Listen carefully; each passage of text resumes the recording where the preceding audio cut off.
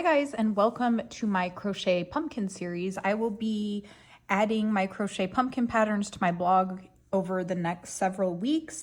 This one happens to be a brand new pattern that I've never released before. It's called the Herringbone Pumpkin.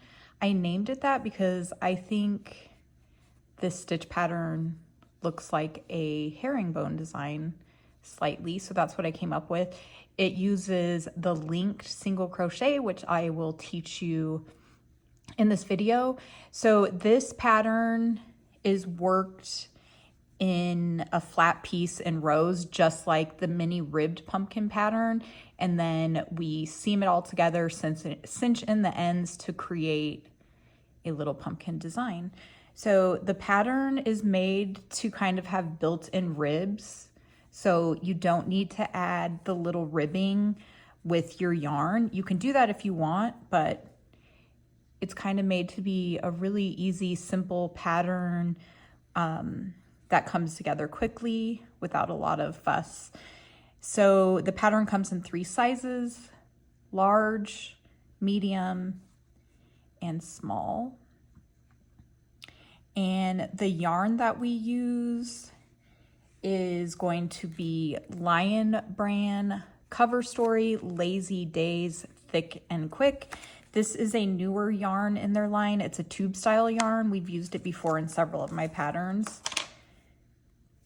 So the tube yarns are this knitted fabric on the outside. This one is made with 100% polyester, and then it's filled on the inside, which is also polyester. So this is a number 6 super bulky yarn. And the color we're using today is called Mustard. We're gonna work up the medium size today, which is this size, but the pattern is really easily adjustable. You just add as many stitches and rows as you want to adjust that. We'll talk about that later. Okay, so some alternative yarns. Really, you can use any number 6 yarn that you want. I really like Woolly's Thick and Quick by Lion Brand. This is also the color Mustard. I like the Wool Ease because the wool gives it like a natural kind of fuzzy look, and it looks really pretty with pumpkins. So I like that yarn. This one is Lion Brand Hue Plus Me. This one's a size 5 bulky weight yarn, so I would double strand this one if you're gonna use that. You can use worsted weight as well, but you probably need to triple strand it. You might get away with double stranding, but triple would be more comparable to the size 6 yarns. And then I found this one at Hobby Lobby. It's Yarn Bee Effortless Bulky in the color Burnt Autumn. And I'm really excited to try this on one of my pumpkin patterns because it has all this nice texture. This one is, oh, it's alpaca. So 80% acrylic and 20% alpaca. So that one's a really fun one. I'll add several yarn options in the pattern, alternate yarn options, but we're gonna work with the original yarn that I wrote the pattern up with today. So you'll need an L 8mm crochet hook, a pair of scissors. When I'm working with the tube style yarn, I like to use this kind of blunt tipped needle. This does not snag on those fibrous pieces of the tube yarn. That knitted fabric snags easily. This just moves right through. So that will be linked in the caption. It's helpful to have a flexible measuring tape just to check your gauge. You want to make sure your stitch is nice and tight like mine so that the filling doesn't show through. So these sticks, there's a few different stick options. These sticks I got on Amazon, and they're pretty thin, so they work better on the smaller pumpkins, but I like to just cut them in half. I have some garden clippers that I use that cuts these in half, but you can use sticks from the yard, cinnamon sticks, wine corks, really anything you can find. Also, you guys know that I use my little logo tags a lot. You can use these as a stem. You just fold it in half. Here's an example. And then you stick it in as the stem. I have several different suppliers I use, and I'll link that below too. One of my suppliers creates these solid color, and they're a little bit bigger. Those look really nice as a stem. You can also get these fall themed tags that look really cute. And several of my suppliers make these leaves as well. So that would be like this example. So that looks like a really cute embellishment. And then these little tags are by the same people who make the other tags. So aren't those cute? And then I like to do just really simple also, with just a little bit of twine. So it's helpful to have twine. It's also helpful to have some kind of glue. I use a hot glue gun to glue the sticks down. And then just a little bit of Poly-Fil. So I'm gonna get set up and we're gonna work on this size medium. So I will meet you back here in just a minute. Okay, so I have my yarn ready. We're gonna leave a long beginning tail about 12 to 15 inches. I just kind of eyeball it, just long enough to cinch the bottom close and weave the end in. We're not doing ridges on this pumpkin, so it doesn't need to be that long. And then the L 8mm crochet hook. So as I said before, this pattern is worked in a flat rectangle and then everything is seamed together. So it's almost identical to the mini ribbed pumpkin pattern that I already have available. But the actual stitch is a linked single crochet, whereas that one is single crochet in the back loop only. So this one creates a really cool stitch and it's really easy to do. So we are going to create a slip knot and then insert our hook, and we're gonna chain 13. Do it a little bit loosely. 1, 2, 3, 4, 5, 6, 7, 8, 9, 10, 11, 12, 13. Now, here is where you can adjust this to any length as you want. This would be the height of the pumpkin. So the large size is a few extra stitches. This mini size is a few less stitches, but you can do as many as you want. You can make a huge pumpkin if you want. Okay, so once you have that, we're going to work a single crochet in the second stitch from the hook, the second chain from the hook. So that one's the first one, and this one's the second. And we're working under the back loop only of that foundation chain. So a lot of patterns will have you turn your chain and find that back hump, which is right here, and work into it, but we're seaming this together so it doesn't matter. We're just gonna make it really easy and go into that back loop only. So when you're working the linked single crochet, the first stitch of the row is always a traditional single crochet. Okay, and then we are going to do a linked single crochet all the way across. So what we do is we're gonna insert our hook into this loop right here.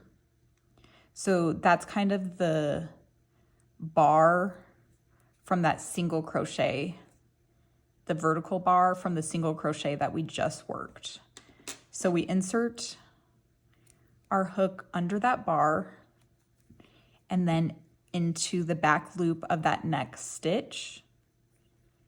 And then we yarn over, pull up a loop, and then yarn over and pull through 3.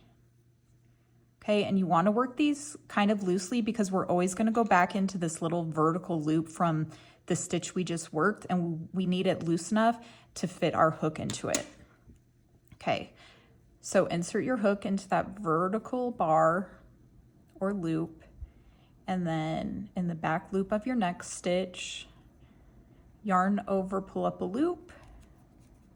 Okay, and then you yarn over and pull through 3, and you'll notice this last loop, or I guess it's the first loop on the hook, the closest to the actual hook, is going to be that bar that we insert our hook into. So yarn over, pull through 3. See, that was that first loop that was on our hook. So again, insert your hook under that bar, then into the next stitch under the back loop only, yarn over, pull up a loop, yarn over and pull through 3. Okay, so we're just going to repeat that all the way across. And we should have a total of 12 stitches when we're done. And this pattern is a very easy repeat. We're basically going to do that exact same thing on each row. If you'll notice, when I'm putting my hook under that loop, I kind of use my thumb to help push the hook through. But make sure you do it loose enough to where you can fit your hook through. Okay, let me go ahead and count just to make sure I have 12. So that's 1, 2, 3, 4, 5, 6, 7, 8, 9, 10, 11, 12. I do. Okay, so that is row 1. Now we're going to chain 1 and turn. I always turn counterclockwise just because it makes the little gap right here a little bit smaller. So then we are going to repeat that exact same thing, but we're working under both loops. So the first stitch is always just a single crochet. So we're working under both loops. You can kind of turn and see both loops. That's the back loop and that's the front loop. So single crochet, okay, and then the linked single crochet. So find that vertical bar from the previous stitch and then insert your hook in the next stitch under both loops, yarn over, pull up a loop, yarn over and pull through 3. Again, insert your hook into that vertical bar, go into the next stitch, pull through 3. Okay, so we're gonna repeat this until we get a long rectangle. So for the size medium, it calls for 19 rows total. So I'm gonna go ahead and do this until I get 19 rows. You can do as many rows as you want, but make sure that you always end with an odd number of stitches. You want the beginning and ending tail to be on the same side. So when you seam the pumpkin up, the tails are on the opposite side and you have a tail to cinch up each end. So I will meet you back here in just a minute. Okay, so I just finished the last stitch of row 19. We are going to turn our work. You'll see you have the beginning tail and the working yarn is on the exact same side. That's what you want. So you take the sides, the short sides, and you fold them in half like this.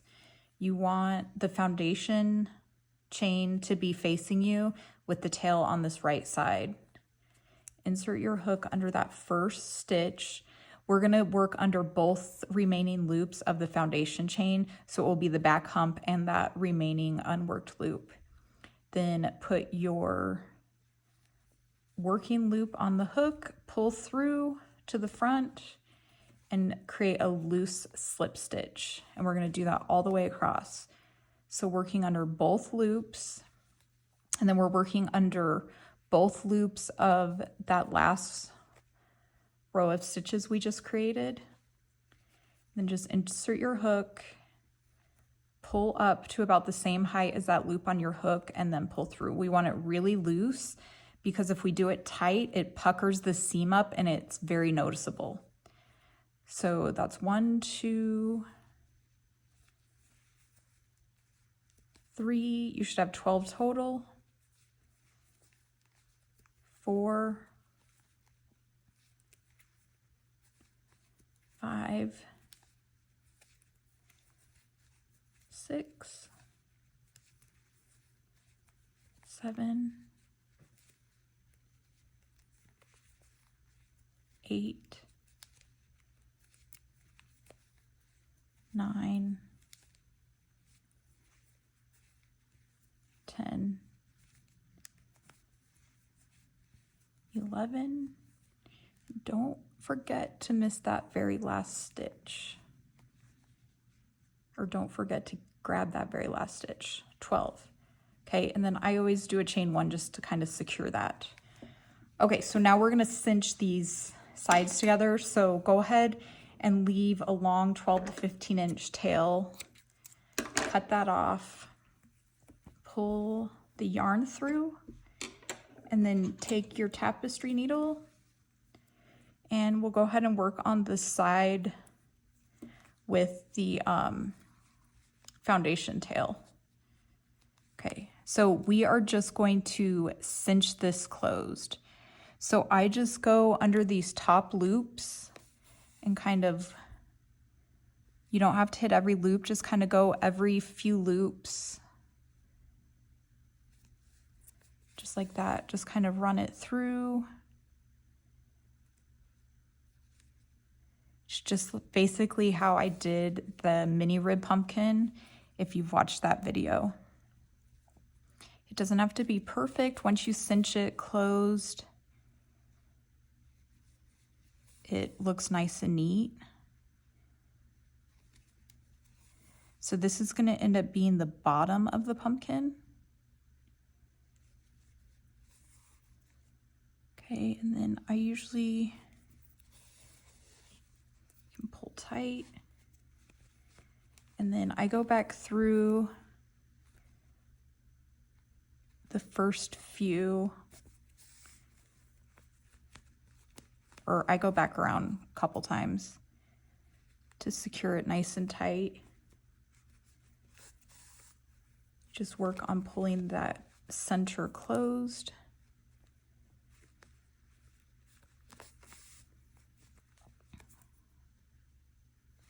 Once it's nice and tight, if you want to kind of go up the side and then work back down, don't pull it too tight. And then when you feel like you have it nice and secure,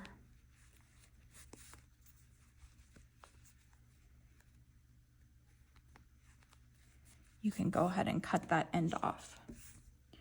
So I think that looks pretty good. Okay. Now we are going to turn it right side out because we had seamed the side right there with the slip stitches.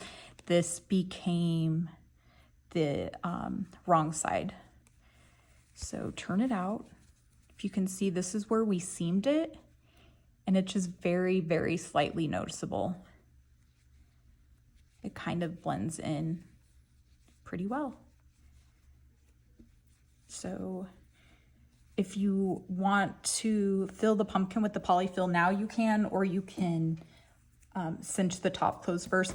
This one, I usually don't fill it first. The top doesn't get super tight, so there's plenty of room after you cinch the top to fill it. So we'll fill it afterwards. So same exact technique.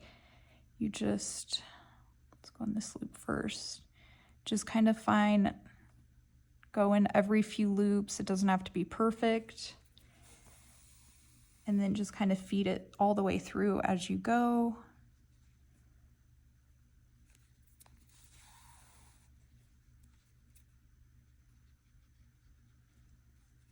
Just like that. This is when this blunt tip needle really comes in handy, because this tube yarn, because it's knitted on the outside, the regular tapestry needles snag right through it and pull it, and it's kind of hard to work with. So I really like this needle. I'll link it below in the supply list, in the caption below. Okay, so we're back to the beginning. So I always go back through the first few, under the first few loops again. So let's go ahead and fill it. Okay, so you can see this pumpkin. See how the top like looks a little bit thinner? I like to kind of keep mine looking that way. So if you overfill the pumpkin, it'll get really short, squatty, and kind of like round. I like to keep them kind of taller and a little bit skinnier on top, just because I think it looks more like a pumpkin. You can tell on this one. See how it's like a little bit taller and skinnier on top? So that being said, you do not want to overfill this. One, if you overfill it, let me show you. Like if you start overfilling it, it stretches this out and you can see the white through. So you really want to give like a minimum amount of filling, just to where the sides are nice and stiff and not caving in too much. So start with a little bit, kind of push it around. I think we can use a little bit more. And then once you think you have the right amount, just kind of cinch the top closed. And then I usually put my pinky in, or you can put your stick in,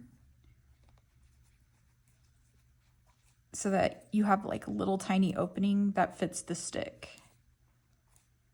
So a finger or a pinky works well too. Okay, I think that's pretty good. So on this one, we are not creating any kind of ridges or anything. If you were creating ridges on the pumpkin, you would take the end of the yarn, you'd keep the yarn a lot longer, keep the end, push that through the middle, up through the top, and repeat that around for as many ridges as you want. But this one has the built-in ridges, so it makes it nice and easy. So we're just going to secure this in place. And I just go around the top until it's nice and tight and secure. Make that a little bit smaller.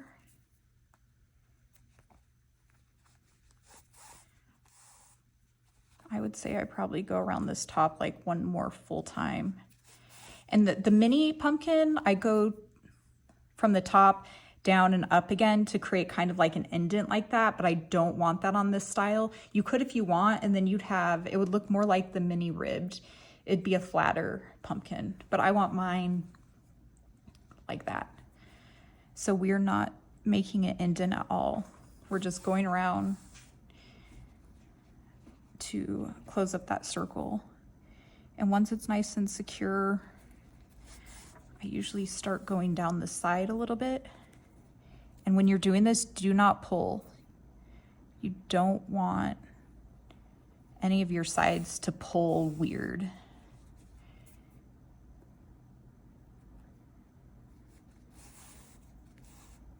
And then once I get to the bottom, I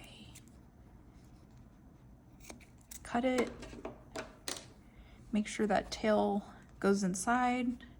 So that's what the bottom looks like. I like it to kind of have these little ridges. It still sits flat, but this adds that look to the side that makes it look more like a pumpkin to me.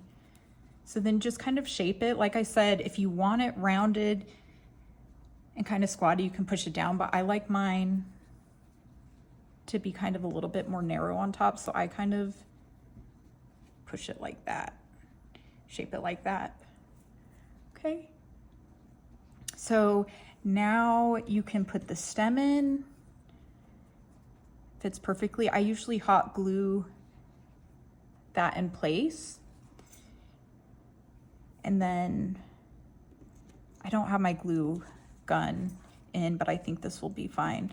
So if you were doing a stem with like a leaf like this, what I do to attach it is I take twine,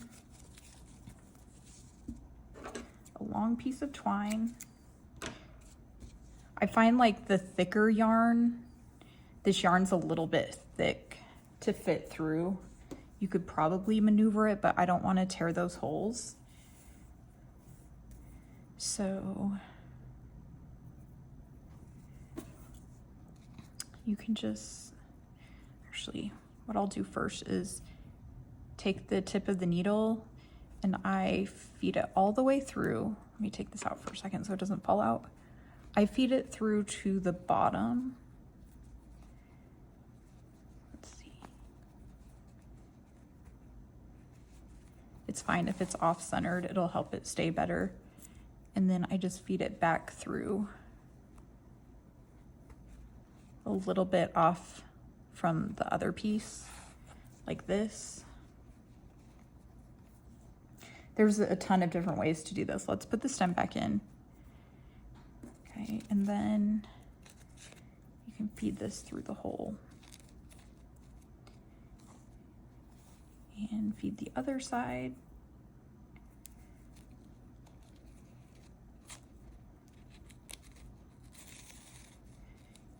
Just be gentle, and then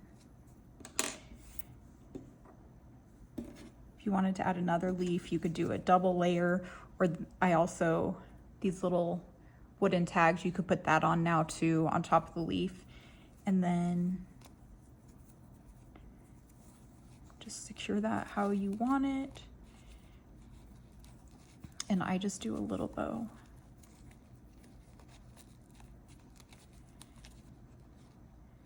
You can also glue these leaves in place if you don't want to fuss with that. And then kind of cut the ends. If you were doing the stem, the non-wooden stem using one of these, it's basically the same idea. You just put it in the center and secure it with some twine or the yarn that you're using. Those look really cute as a stem too. This is my logo stem that I used in this one, but I think it would be cute with either that solid one I showed you, or there's some decorative like pumpkins, leaves, and acorns.